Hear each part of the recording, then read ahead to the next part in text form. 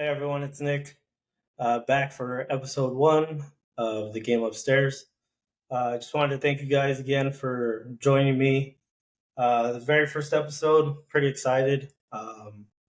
Got someone here who um, I've known since his very first breath.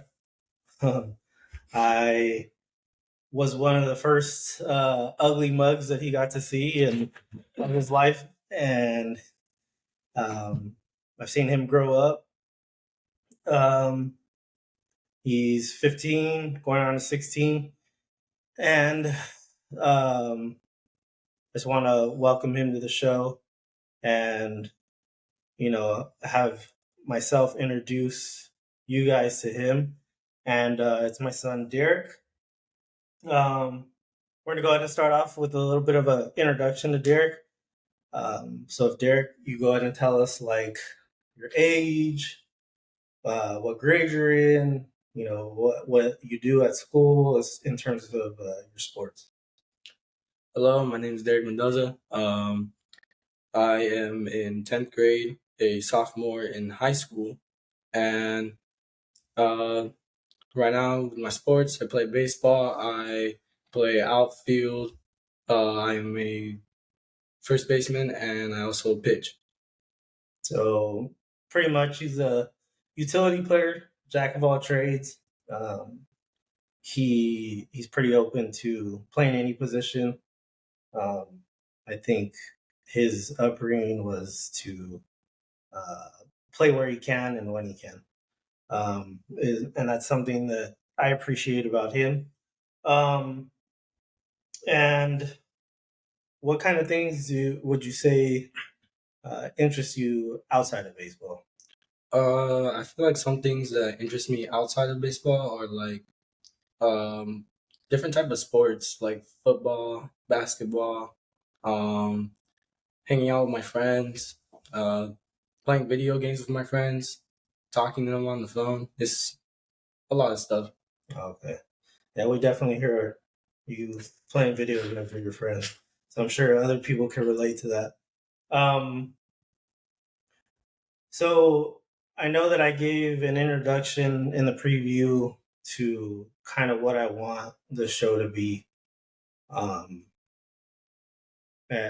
what I want to be about, and the reason that even comes to fruition or even comes to my mind is because of my upbringing, and like I've told you before about what I had to deal with my dad, your grandpa, Yeah. and how he treated me and how at least I remember it. And then you know I had you, and I ended up doing the same exact thing that I hated about my dad. I ended up doing it to you. So this is where this whole kind of um, thing starts. You know, it starts, and then I start talking to other people, and I talked to you months ago about, I want to start this thing, Derek. Like, what is it that you think about it? And you're like, what, I think it's a pretty good idea. And I talked to other people about it, and they're like, you know what? I kind of had that similar situation too, where you know things were like that with my dad, or um, I did that to my kid, and I pushed my kid away from their sport completely. Um, it's kind of messed up to think about it, but those are things that happened to me, and I did it to you. We're gonna kind of dive into those things and kind of relive it, even though it was probably a bad time. Yeah. I mean, it wasn't fun. I know that. Um, but we'll just start at the beginning. Derek was about 4 or 5, and he started playing t-ball. We went to the local little league, and he started playing, and he showed a little bit of an interest. He showed some interest at home, and we would play with plastic ball and a plastic bat. I couldn't really figure out what Derek was. Derek was able to throw with both hands, so I didn't know what to do, and predominantly it was his right hand. And then what ended up happening, what ended up transpiring, is I had this crazy off idea, and I said, we're not going to use his right hand anymore. I want him to be a lefty. I want him to have, other opportunities, And I became that lefty. and it became a lefty. So we ended up using his left hand, and we went through T-ball. And like I said, he showed some interest, and then it was like, okay, well, I don't want to do this anymore. And for those of you who know me, that killed me because it was like, oh man, baseball is my first love. Um, I remember waking up myself as a little kid and going to the park and smelling the grass and smelling the dirt, and I'm like, oh, I love it here. This is my sanctuary. This is where I find peace. Um, so to hear that is like, oh man. But he wanted to go to play soccer, and I had no background in soccer. My dad didn't like soccer, unfortunately, so I didn't get to play it. But I was open to letting him kind of explore what he wanted to explore and do what he wanted to do. So we went to soccer, and um, that's kind of where the craziness starts. Yeah, basically. In terms of me being that crazy overbearing dad, where I didn't even know the sport, but I was out there telling, well, you need to do this, and you need to pressure, and if you're going to play in the front, then you need to go score. And I didn't know that there was more aspects of the game I know now because he played, and then now his younger sister plays, and she plays competitively. So I've been able to learn the game uh, much more into detail than what I did back then. But as a dad, you have this mentality where it's like, oh, you're gonna do what you need to do to make sure that you're on the field, and I want to make sure that people know that that's my son.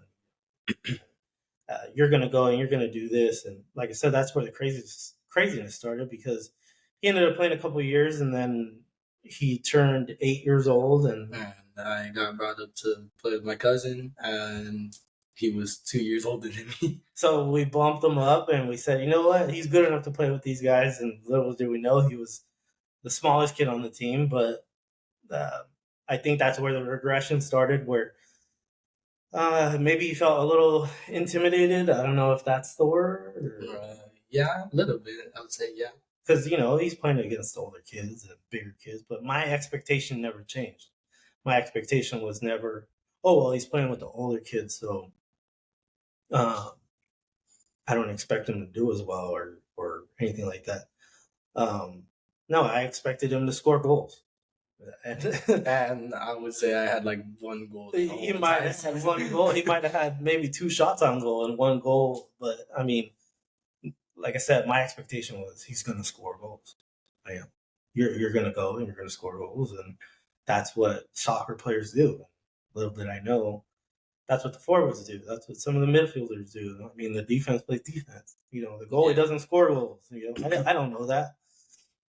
But as we transition out of soccer, I think I kind of my expectations were a little high there, and it kind of forced him out of soccer, which he was really good at. He was, pretty natural at it. Um, but then we transitioned into wrestling. And for those of you who don't know or have never experienced wrestling, um, wrestling is intense. The parents are intense. The coaches are intense. Um, it's you against the other person. It's not you as a team, right? Yeah. You don't have a teammate. I mean, you do have a team of wrestlers, Yeah. but nobody's on the mat with you, Yeah. right? So, what kind of things would you say? I mean, I know it was a long time ago, but what kind of things would you say that you would think about while wrestling? Some things I would think about. I I don't really know. I feel like my opponent was like sometimes bigger than me, and I would like be like kind of frightened, but then at the same time I'd be like, you know what? Maybe I am better than this kid, and I'll go onto the mat, and I would see that the kid either like doesn't really know what he's doing or something like that, and I would just that's how I know like okay, I'm better. Yeah, I mean, as we talked about wrestling and you transitioning to wrestling again, my craziness, as you know, because I was brought up that way, my craziness transitioned into wrestling too. Because what did I do? I tried to get a coach's card, and I didn't know wrestling. I don't know half of the things. You know, I've watched WWF when I was growing up. It's WWE now, but I watched WWF growing up, and I know about The Rock, Stone Cold Steve Austin. I don't know about what Greco style wrestling is, or freestyle. I don't know about any of that stuff. Yeah. But I wanted to be on the mat because I wanted to be able to tell my son what to do. I wanted to be able to yell and say, "Hey, you did this, you did that." What ended up happening though is, like Derek said, he ended up figuring things out by himself, at least with his wrestling, and he ended up winning a few local tournaments. And what ended up happening is his team. Uh, I don't know how great he remembers this, but his team ended up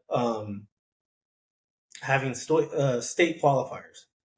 Um, they went to Azusa Pacific University, and um, they wrestled and qualified for some wrestlers to wrestle to get into the state qualifier. I got sixth place. Place. You got sixth place, which for a first year wrestler I would think would be pretty good. But we're getting ready to go into this state tournament, and I believe, I don't know how true, I don't know how much he remembers, but I believe that morning, what ended up happening, I believe, was stemmed because of me. The night before, I remember specifically telling Derek, you got to shoot your single, you got to shoot your double, you got to, hand fight, you got to go and try to get your half, and turn, and all this stuff that I had just learned when Derek learned, um, and pressured it and pressured it and pressured it that night. And what ended up happening is, he goes to sleep, and I go to wake him up the morning of that tournament, and um, what I thought at the time was me going to waking him up and him suffering seizure. We ended up having rushing him to the hospital, having tests done, and according to the hospital, there was no sign of seizure, but it could have been something caused by either uh, anxiety or something like that, where um, I had expressed to the doctor and other people. Maybe I was putting too much pressure on him. Maybe he felt it was too much pressure. Um, you know, whether consciously or subconsciously, and it caused him to convulse. And we didn't end up making it, obviously, to that tournament. Um, so that's kind of where his wrestling career ended. Yeah. I think it scared him. It scared us for sure because we didn't know what the heck was going on.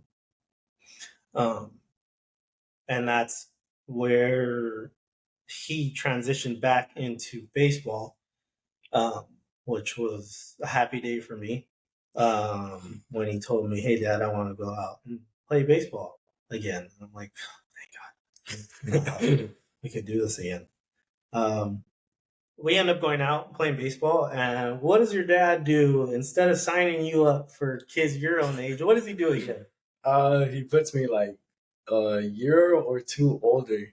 Of course, I sign him up for the higher age because my son is my son.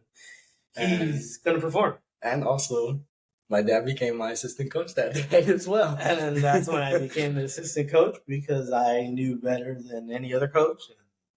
But I knew that I didn't have managerial experience, so I couldn't. I kind of had to learn that side of it. I knew the game, I knew fundamentals and situations and stuff like that, but I didn't know how to manage a team. So I became Derek's assistant coach that year. And that's, I say the craziness started at soccer and wrestling, but I believe that the true ugly animal came out when baseball started. And just so you guys know, I've spent a good amount of time now apologizing to Derek, kind of reliving those moments, and hopefully he's truly forgiven me, because it was ugly. It was an ugly uh, thing that I was doing, and I know that it could have only done bad things to his mental, and to um, him actually uh, being strong mentally. I think I did a lot more damage than me, uh, than what I thought I was doing. I thought I was helping him, but I believe that I kind of made him regress, and kind of stunted him at certain levels and at certain points. Um, just as an example, he starts playing, and um, I I believe, and I even as an assistant coach, I believe that playing time is earned, which I still to this day believe that. It's earned by you showing up to practice. It's earned by you doing the things that you need to do in the classroom. It's earned by you um, doing what you need to do at practice. And um, even though you're young at that point, I'm sure you don't understand that fully. But you know that first year, you didn't get very much playing time. No. We worked and we worked and we worked, and uh, when there was no practice, we still went and worked. And I would have you run. I would have you run from home plate to the foul pole and then back, and then yell because you weren't making it on time. And then I don't know if you remember, I would have you run and then put you on a timer and tell you, if you don't make it back by this amount of time, you're gonna do it again, and we'll be here. And we would be out there in the dead of heat. Yeah, it would be like midsummer. midsummer, 100, 105, and my crazy self is out there. He's out there running. His sister is out there eating sunflower seeds. And my brother too. Just running around, and he's over there suffering, because I thought it was the right thing to do. Um, can you kind of tell us what you were thinking at those times where you were out there by yourself? What kind of things did you think about? Like, were you mad at me? Were you mad at the situation? Like, what was going on in your head? What was going on in my head was like, I was just like, man, why do I have to do this? It's hot outside. Why can't I just wait until season starts and then start practicing? But at the same time, I was like, well, I gotta learn some way, and I have to uh, keep on practicing for me to be good at this game that I want to play. Yeah. Um, was there ever a point in time, just in that little, speck of time, where you thought, I really don't like my dad? There was a little bit of time, yeah. I mean, it's okay, because, like I've told you before, there was a point in time where, uh, with my dad, it was like, man, I hate this guy. Like, I legitimately hate him. I mean, you know about our situation, and I've actually had plenty of conversations. I don't want this to come off like, oh, I still hate my dad, and I don't know. I love my dad with all my heart now. I mean, I did back then too. I think it was just a kid thing. Um, but we transitioned to where you get a little bit older, and guess what? You're good enough now to where people are starting to take a little bit of notice. And I think that what happened was that you um, kind of transitioned, and I was trying to figure out what level to put you at. And what ended up happening is you ended up making an all-star team, Yeah. your first all-star team. And what happened is, because you were playing with the older kids, you were good enough to play with the younger kids. So instead of playing your all-star team with your older teammates that you had, you ended up playing with kids that you had never played with before, which was the level that you were supposed to play at. One time in particular, um, just so they hear it come from your mouth, what happened at one of those all-star games? You remember? What happened? Yeah. Do you remember? I'm talking about a certain situation, and then we went to the park after. Oh, that situation. Okay, so basically, what happened after one of those All Star games was I did not so good, I would have to say.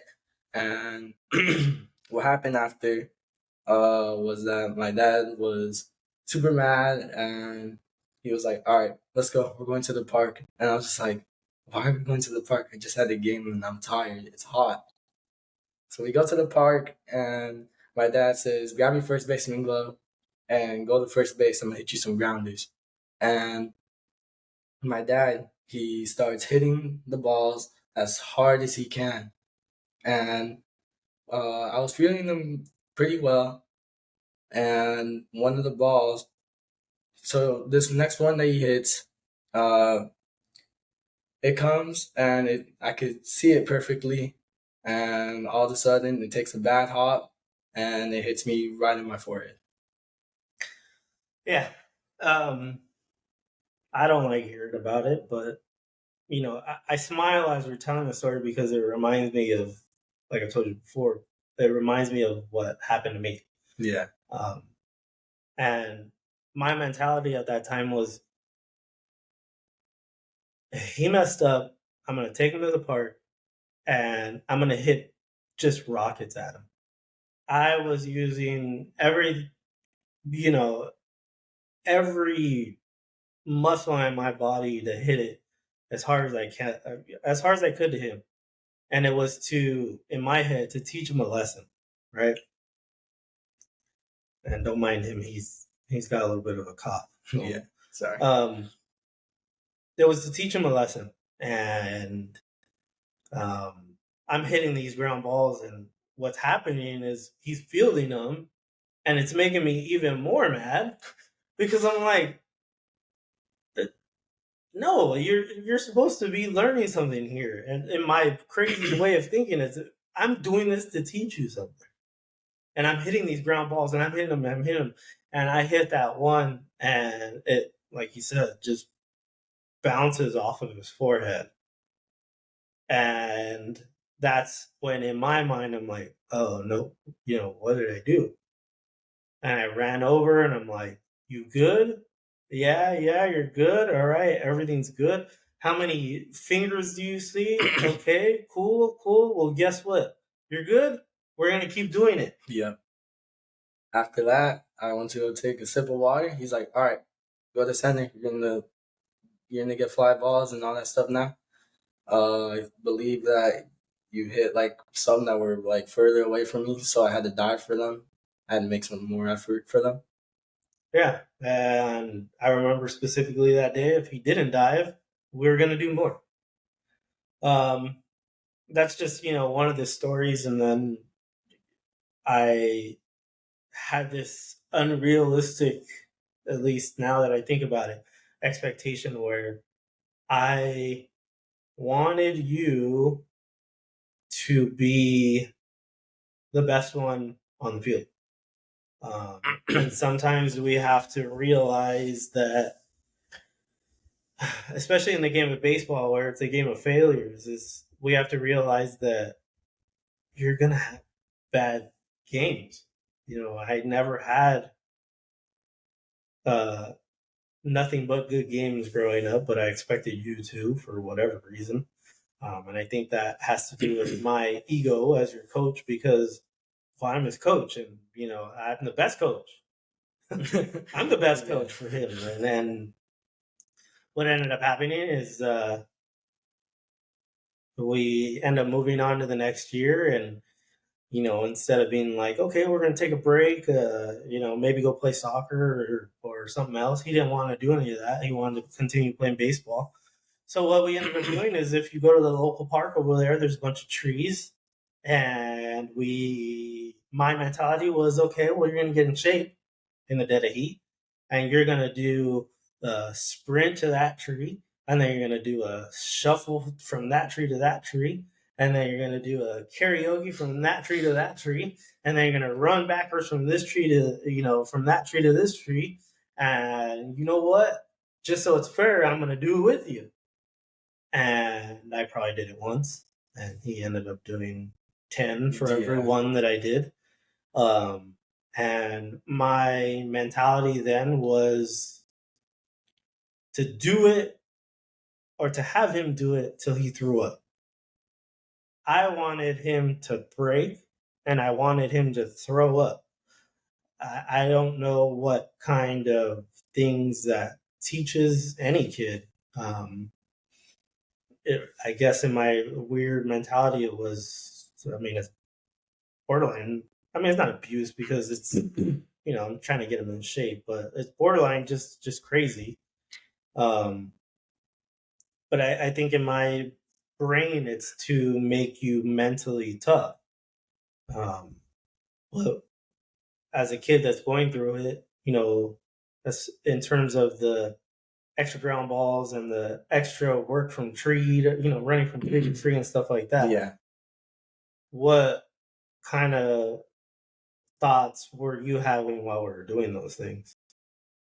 The thoughts that I were having were like basically just like I don't really want to be doing these exercises no more. Like I don't see what the point in them is. I just want to play baseball and then that's it. I just want to keep on playing this game, but this doesn't really make sense to me at that point. Yeah. Would you say that us doing those things, when you're having those thoughts as a, 10, 11, 12-year-old, us doing those things, would you say that it kind of pushed you away from the game? I feel like it kind of did, but at the same time, not really, because it kept on making me want to play more because it showed me that I was getting better. Yeah. I mean, even though it's a crazy process, he was getting better, but I think the him getting better was because of the reps he was getting, um, especially with baseball. Fielding a ground ball is it's never the same, but you go through the same mechanics and the same things like that. So I think that was the reason why he was getting better. I don't think that me forcing him to do those things was making him get better. Um, but if you think back during those times, what once season started and you're in the batter's box, because there was points in time where you maybe weren't living up to your potential in the batter's box. Yeah. You weren't doing as good as you could have done. Um, would you say that because of the way that I acted when we would get in the car, where I would tell you, you did this wrong and you did that wrong, and we're gonna go do this at the park, and that just proves that we need to, work on this, that, and the other. Yeah. Would you say that those thoughts um, kind of affected the way that you played on the field at that time? I feel like those thoughts really did kind of affect me because every single time, like we would go for a game, I would always be worried about that car ride home. I would always be like, all right, I have to do my best this game just so then my dad wouldn't say nothing in the car. Yeah. Um, and unfortunately, that those were the same thoughts that I had, as a 10, 11, 12-year old, where my dad coached me. Um, and then we get into around that time um, is where there's a lot of personal things that went on with us too, where your mom and I, we separated, and we started going through that whole thing. So not only was I a jerk during baseball, then I was also a jerk at home because I wasn't happy with who I was or what was going on. Um, what kind of things that growing up, being a kid who did experience separation and divorce with your parents, um, how does that affect you? Does that play a lot into maybe taking your focus away from the game, or how does that affect you? The way it affected me was that felt like that baseball was my only way out of home, like the only way like out of it, like to like get away from it like all. It was just baseball. That was my one thing that like took away everything else and just made me like take my mind off of it. Yeah. And then, like I said, during that time is where I'm on you even more. So, he's expressing to me now is that baseball was his uh his outlet, kind of like baseball was for me. That was my outlet too.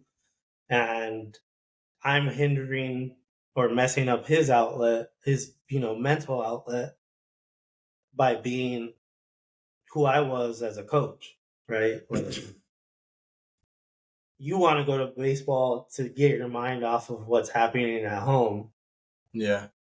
And then what ends up happening is you go to baseball and now you got to deal with dad who's, you know, on you about not fielding a ground ball when what you're probably thinking about is, your parents. Yeah. Um, I don't think that that's fair, but as, you know, a parent and a coach who, like I said, has an ego, you know, we still have the same expectations, even though your mental foundation is it's broken. Um, would you agree that that time was, even though baseball was your outlet, that maybe that time wasn't as fun a time as baseball as it should have been? um. Yeah, I do agree. It wasn't as fun as it should have been. It was just like a lot of challenges for me at that time, and it was just a lot. It was just like a whole mental game for me, and there was sometimes on the field where I would break down, and it just wouldn't go my way. Yeah, and that added to my frustration as where I would see him break down, and I was thinking it was because of baseball, but it's because of what our kids go through. Our kids, have to deal with adult things when they're not adults, unfortunately. And I am putting you through situations where you shouldn't have to deal with those things, right? I Yeah, mean, divorce and separation, that stuff happens too. I mean, probably half of marriages now, but to bring your kid into the middle of it is it's hard. It's hard because although they're using the sport as an outlet, their thought is not on the game most of the time, and us as coaches and parents, we get mad at that. We get mad because you guys aren't performing the way that we feel like you guys should perform, and it's a messed up, mentality. But what ended up happening is, you know, his I want to say your intermediate level year was when I took on a head coaching role where I was the head coach. Um, it was the year that we had the Braves team. um, we didn't have the best team, talent wise, but um, I really started to preach to the kids like, you got to win the game in your head. You have to win the game in your head in order to win the game on the field, because if you lose in your head, then you're going to lose, on the field. And that was something that I wanted to teach you guys. And I expressed it to you guys because you guys are, pre-teens, and you guys, think that you guys yeah, are, bad. You guys are cool and you guys know everything. And that was kind of when I took a step back on myself a little bit, because yeah, I was still a jerk at that time, at least to you. But that's when I took that step back and I started preaching a little bit like, hey, you guys need to win up here. No matter yeah, what's going on, you guys got to win up here, and then we'll go and will win on the field, and that's where I would tell you guys got to win the game upstairs. That's where all this starts. Right Yeah. here. The game upstairs. You guys got to win that to win on field. And that Brave season, I leaned on you completely. Yeah. I don't play into the daddy ball thing where you're my son and I'm the head coach and you're going to get all the playing time. But what ended up happening is you got all the playing time. Yeah. And it wasn't because of you were my son. It was because you were the leader of that team. There were other kids who stepped up and led. I'm not saying that you were the only one, but you showed up to practice every day because I was the coach. You showed up to practice every day. You did what you had to do at school. You led by action. What I saw back then was you were pretty quiet and timid, but you led by action instead of being vocal and telling kids like, "Oh, we got this. Let's go do this." It was more of an action thing where, "Oh, dang, Derek pitched pretty good today," or, "Oh, dang, Derek, got that hit today." I mean, the season opener, Derek had a home run, like inside the park home run. Yeah. So that was our season opener. And that's what brought the fire into everyone that game, and it was just like a whole blowout. It was like 11-1, I would say. Yeah, and honestly, we the team that we had shouldn't have won any games, probably. I mean, at least talent wise, we shouldn't have. But that's when the change in me happened. So what ended up happening is the change in you happened as a side effect because okay, yeah, we do have to win mentally. We got to have good bases mentally. The coach had to have a good base mentally, and then I had a good assistant coach, and he supported everything that we were talking about. His son was also on the team, and he became a leader of the team also. And we ended up doing all right, but like I said, I was still getting in the car when, even though Derek had a good season, we would still get in the car, and you didn't do this, and you didn't do that, and you didn't do this, and I mean, what? At that point, you're a preteen. You're getting into your teenage years. What? When you keep hearing you didn't do this or you don't do that or you didn't do this, is that like a coaching style that you would say works or that you personally likes? Or what kind of style is it that you like, from a coach? Sorry. The coaching style that I like is basically like, tell me what I'm doing wrong once, and then if I do it again, let me know, and I'll keep on fixing it. That's the type of coaching style that I like personally. The coaching style that you were giving to me, I didn't really like it because it was the same thing over and over and over and over again, and it wasn't that like that good, I would say. Was it productive? Yeah. Okay. And that's fair. We don't think about it as coaches like, oh, you're just this is what you did wrong, and you need to fix it. You need to fix it. You need to fix it now. But after that season is when I said, you know what, I'm done. I'm done. I'm done coaching you. I'm gonna hand you off, and I'm gonna let other people coach you so you get a different perspective. And we ended up going, and that's when you played with the Bears. And I could say that's when I sat back and really let go. Yeah. I really just let go of it all. And I told you, if this is what you want to do, you're going to go do it. Yeah. You're going to do it and it's going to be on you.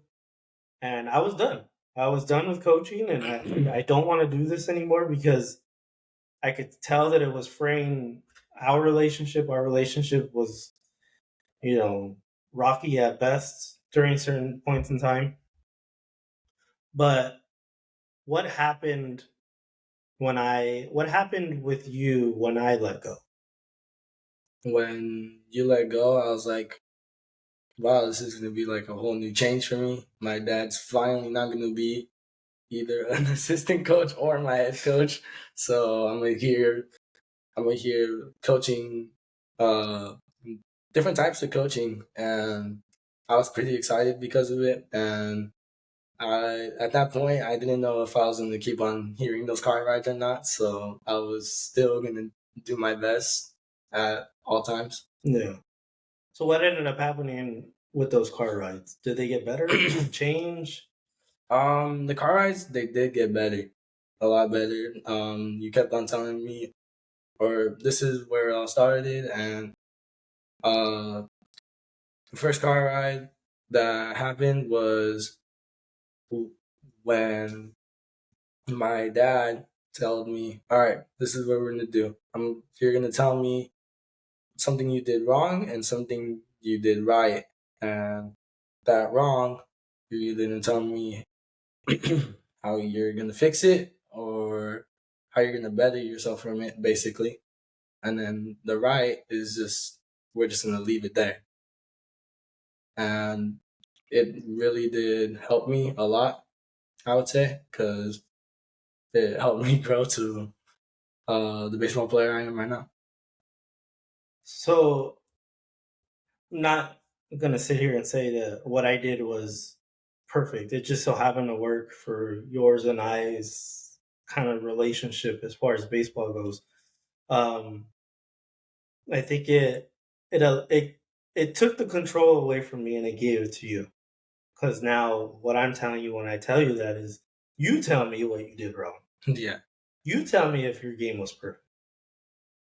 Or no game's perfect, but you tell me if your game was good. yeah, And the reason that I wanted to highlight something that was good and you tell me this is what I felt like I did that was good is because there's always going to be some thing that's good. There's always got to be a bright side to something, even if it's a just bad game where you're 0 for 3, 3 backwards Ks, and you missed, some ground ball. You got to give me some type of and have some type of um, way to look at the situation and say, well, this is one good thing. Even with all those bad things that I named, you know what? I felt like I had a pretty good warm up. I was in a good, mental state, and it just didn't go my way today. And that was what I wanted when I started doing that. And then, you play with the Bears, and then you go, um, and that's when we started looking at travel ball teams. yeah, We played for one travel ball team, and um, I think the pandemic happens within that kind of yeah, general time frame, and um, we both lose baseball. yeah.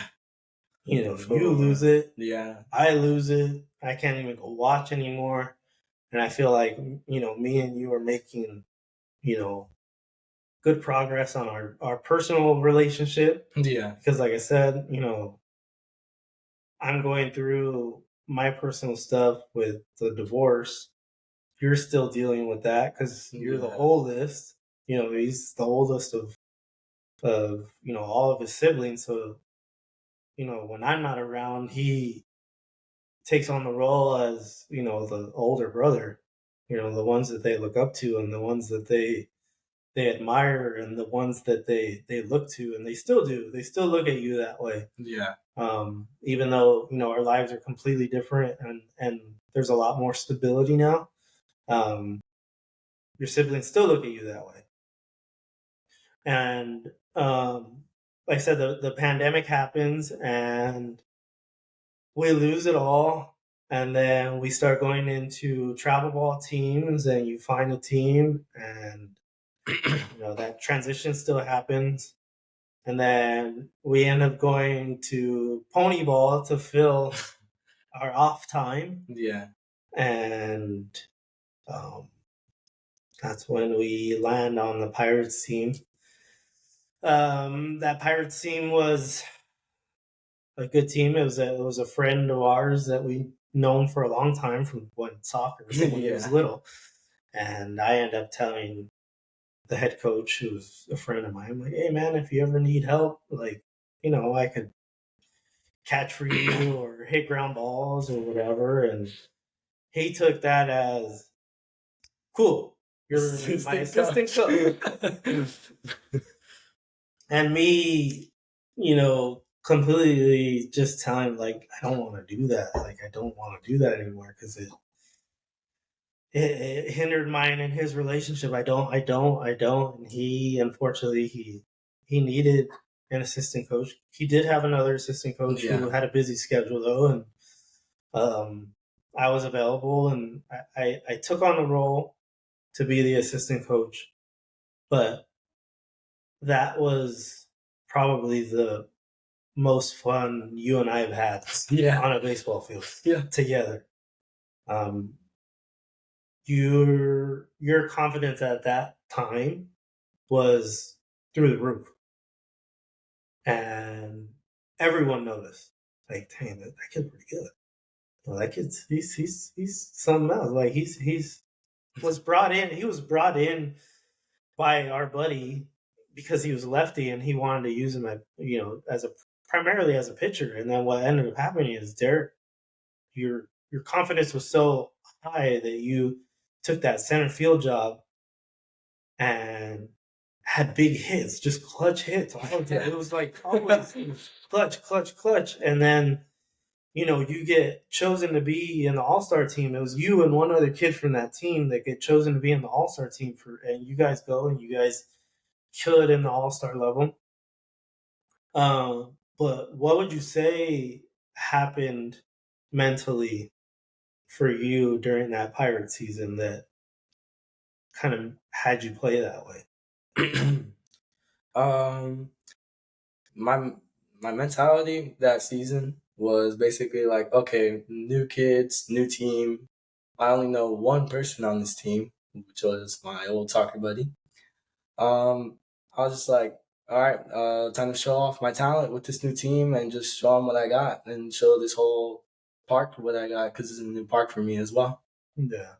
What does our relationship reflect? Our relationship at that time, does it reflect what you did on the field? Like, does it? Yeah, I feel like it did. It was a very positive relationship, and it really helped me throughout that whole season. Yeah. It even helped me. It helped me to finally say, like, okay, I got my son. I got my son back in terms of baseball. Yeah, I got him back. Um, this is where we're gonna turn it around, and then, we have our team party, and that's when I say, okay, I'm done. Done because he's gonna start high school, and it's over, and there's no turning back in terms of with you at least. Um, and that's what it ends up happening. We end up he ends up starting high school. He goes to Eisenhower, um, tries out, makes the team. Plays his first season on the JV team and does some pretty good things, and then does some things where you're like, oh, Yeah. Batting average kind of reflected the because it was I think you batted like 200 or something on that season around there. But there were some highlights, like I said, because they let you pitch, and you had 2 games where it was five innings, 14 Ks, 5 innings, 14 Ks. And then the other one was like 5 innings, 9 Ks. So for those of you that aren't maybe the biggest baseball fans, 5 innings, you got 15 outs. So 14 of the 15 outs were strikeouts. Then the next game, 5 innings, 9 Ks. So 9 outs of those 15 were strikeouts. As a pitcher, what kind of games do you play mentally in your head? What's the thoughts?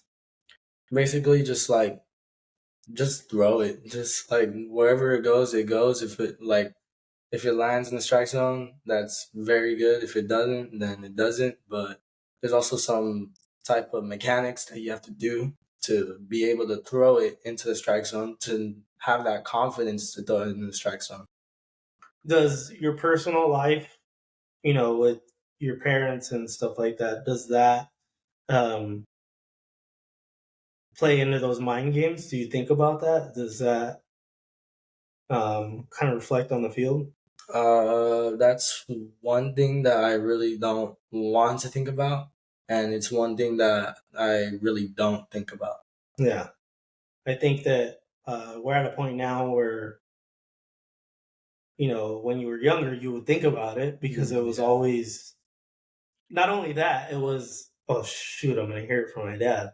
Yeah. And I think that we've finally gotten over the hump now where you don't think about it because you're not gonna hear that from your dad because the just so you guys know, the process is still the same for Derek and I. The process is still we get in the car and I like to tell him like, oh, how did it go? How do you feel? And he'll tell me, and I feel like this, and I feel like that, and I'll be like, well, there was, you did this pretty good, this was good, and that was good, and what do you feel like maybe wasn't so good? And you'll express to me, this wasn't Yeah. good. Um, Sometimes as parents and coaches, we think that our kids don't know what's bad, like what they did bad, but they know what they did bad. Um, so now you're in your sophomore season. Um, you are at least high school playing at the highest level. It's varsity baseball, and there's still the things that go on in my mind where I'm like, he needs to do this, he needs to do that, and he needs to be perfect, and he needs to be this, and he needs to take advantage of all of his opportunities because he's still a sophomore. I mean, he's still going to get a lot of opportunities when he gets older, but I want I want to say those things, right? But I internalize them because I know that you already have enough pressure. Do you feel pressure now? I mean, being one of the younger guys on the team, is there pressure to live up to your teammates' expectations? I feel like there is a little bit of pressure, but I feel like I feel like I'm already like going towards that expectation uh of my teammates and of my coaches as well. But there's just like a few more things that I have to work on to be able to get to be able to achieve those expectations of what my teammates and my coaches want. Can you describe, because like I said, some people may not be familiar with a baseball dugout. Can you describe a baseball dugout? Can you let the people know like what kind of personalities are in the dugout? Is there kids that are vocal? Like how does the dugout feel to you? The dugout is just basically like it has like a whole bunch of mixed emotions. Like you'll see someone like overwhelmed, or you'll see someone like uh s- not stressed, but like you'll see someone mad, you'll see someone happy, you'll see someone like very loud. There's like a whole bunch of different mixed emotions. It's like it's it's pretty funny like to me, and um yeah, it's just like it's fun. It's just fun. People are always talking. You always find someone that's either trying to like make you laugh, always focusing on the game, something like that. Um, do baseball players hold back to teammates? Baseball, I don't think they do. I don't think they do. I feel like they try to bring you up, like instead, like they try to like lift you up. I don't like with positive talk. I feel like my team's really good at that. Yeah. I mean, not all dugouts are kind of how your guys' dugout is now, and I noticed you guys are for the most part pretty tight. You guys are friends and comrades. Like you guys are in for the same kind of result. but not all dugouts are like that. Yeah. So that's what I'm asking, and tell the people like sometimes other kids don't hold back, right? Yes. Yeah.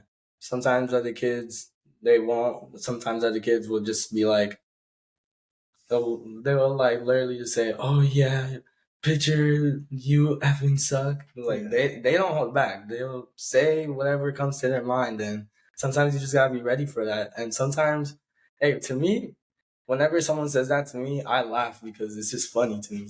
Because they're sitting on the bench and I'm out here playing. Yeah. Yeah. Exactly. And that's the way we got to look at it. I mean, as far as like for our mental, it's like, okay, well, what are you doing? You know what I mean? Yeah. What kind of, because you're growing up in a crazy time. You guys have the internet. I mean, I'm not saying that I didn't have the internet. I'm not that old, but I had the internet where we had home phones and it would take up the home phone. You don't know what that is. Um, but I grew up. High school time was the end of MySpace. MySpace era was pretty big back then. MySpace was kind of like Facebook, kind of like Instagram, where we would create a wall, and on that wall we would put our music, and we put a bio, and we put pictures, and we'd be able to put our top 8 friends. Um, our older listeners will probably know what I'm talking about. You don't, but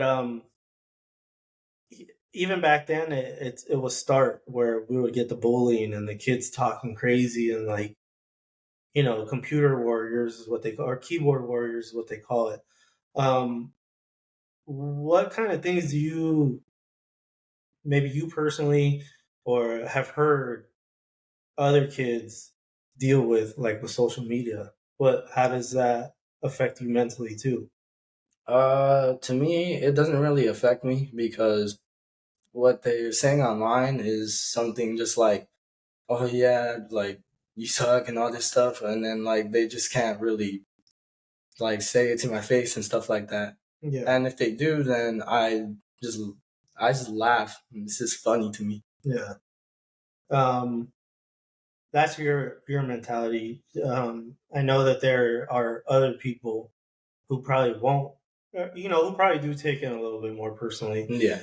Um, and what what would you say to those people that are going through that? Those kids that are your age? What would you say to them? The kids that may be younger than you?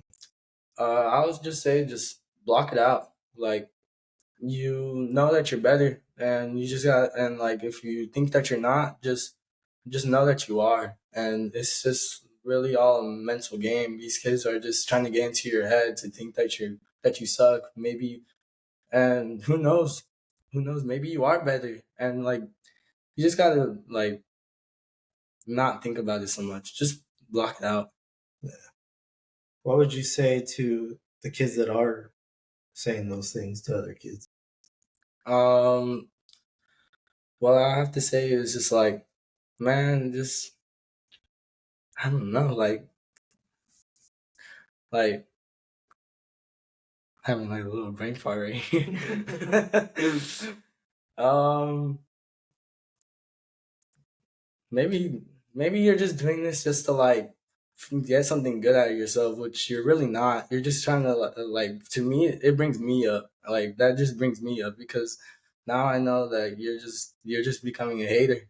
Yeah. Like you're just gonna hate on me, and I love my haters. I love my haters.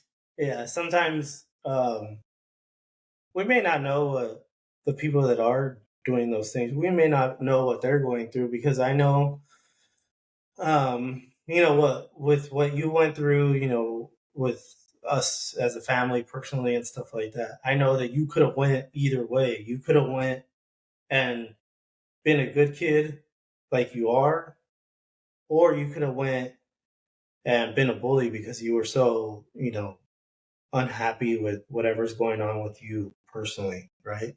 Yeah. That could have been something that happens. And for the kids that are getting messed with and talked about on social media, it's sad, and we have to remember as parents and coaches that you know sometimes we don't see what our kids are going through. They don't want to show us. They don't want to tell us like, hey, these kids are messing with me. they don't want to let us know, because they're either ashamed or embarrassed. And what we got to remember, kids, also, is you guys need to have some type of outlet, and you guys do have an outlet. You guys are worth it. Everyone's worth it here. Um, there's a purpose for all of us. It's not just, high school isn't it, or middle school isn't it, and this is, as far as your life is going to go. There's a lot more things that, um, we could do to be positive. Um, not just sports either. Sports for us is where we connect, because, like we both expressed earlier, that's our outlet. Baseball is our outlet. Even as a 35-year-old man, baseball's still my outlet. Like, I still recognize baseball as my first love. Like, um, and the whole social media influence. It's something that we as parents also worry about. You know what I mean? Because we want to give you guys. I'm talking about me personally. Want to give you guys your space, right? And want you to figure out kind of life on its own, on your own. Yeah. But then we're scared because what's going on? Why isn't Derek talking? What is he hiding from us? You know what I mean? And it could be nothing. It could just be whatever's going on in my head. You know what I'm saying? And I know, because, like I said, it took so much time to reflect. I know that it all affects your mental health. Where you're at mentally. And if you're struggling with someone on social media, and then struggling with your teammates, and then struggling with your coaches, and then struggling with your parents, and you feel like you have nowhere to go, and you are a star baseball player, and you can't figure out how to win the game mentally, to win the game upstairs, you're not going to be able to perform. Yeah. Because you're so worried about this, that, and everything else. And we got to be able to block that out. And truly, have a hold on what our mental health is.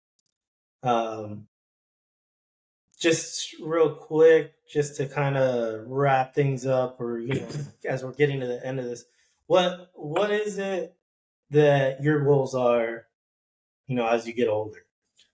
Some of my goals as I get older is getting into a 4-year for a scholarship to play baseball. That's one of my goals as I get older. Also, to play in the MLB one day for any team at all. I just want to play. What would you say that I do, or can do, or can change? What would you say to me to help you achieve those goals? Nothing. Keep on doing what you're doing as you're doing right now. It really does help me a lot. Like I expressed earlier, this is just mine and his relationship. This is what we go through on a daily. What works for us works for us. I'm not going to sit here and say that I'm an expert at this, and what I do is going to work for you guys. No. What I am saying, though, or what I would advocate towards, is talk to your kids. Have a conversation with them. Be honest with them. Do I lie to you? No. I mean, everything that I tell this kid now is the truth, or what I at least what I believe is the truth. And the reason that is because I want to be open and honest to him, to where he doesn't have unrealistic expectations. And I want him to be honest with me. I want us to be able to work through whatever problem he has. And that's what I want to advocate towards too. Is I want, or I would hope that the kids that are, feeling a certain way, that they'd be able to have a conversation with their mom, their dad, their uncle, their aunt, their grandparents, whoever it is that they look up to. That way they feel heard, and things can be changed. I recognize that I was repeating the same vicious cycle that, my dad did. But that was because of what he learned also from his dad. And guess what? I was able to luckily recognize that and change that to, hopefully better him.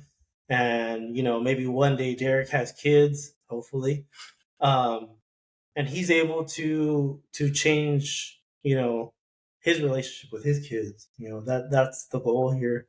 Um, is there anything else that you could think of? Anything else that you want to say to I mean, people that listen to this? Is there any maybe words of advice to kids your age or kids that are younger than you?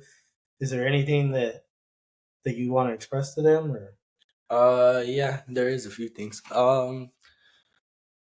Just know that right now, sometimes like things may be hard. Like, just know that they'll get better.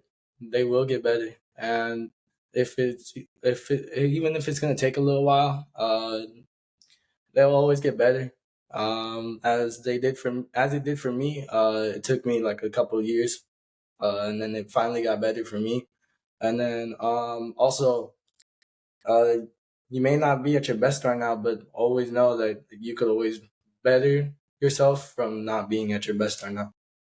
And then your wrongs, they'll always you always learn from your wrongs. Your wrongs, they're always gonna like teach you something new, and then you're gonna learn from that, and you're never gonna do that thing again.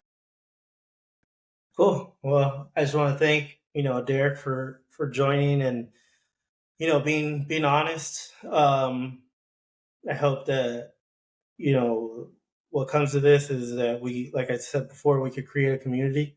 I appreciate you guys listening, um, and taking your time out of your days to kind of hear our story and a little bit about us and what we want from this.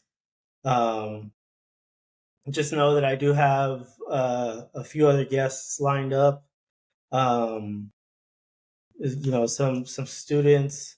I have some other people associated with sports lined up. For those that see this and watch this and say, you know what, I want to be a part of that. I want to, help my kids' relationship, maybe just by getting the conversation started. Um, the email is going to be down in the description. You could email me, let me know a little bit about you. If it helps that Derek's a part of it too, maybe it helps, open up with some other kids. If he's willing to do it, we could go ahead and talk about that. Like I told you guys before, I appreciate you guys joining, the show and joining the community, and helping all of us, to win the game upstairs. Um, Again, I appreciate you guys, and I can't wait to see you guys, in the future episodes and stuff like that. Thanks again to Derek. Just keep doing what you're doing. Just know that you're making me proud. You're making everyone else proud too. And that's it. Just want to say bye. Thank you guys. Have a good one. Bye bye.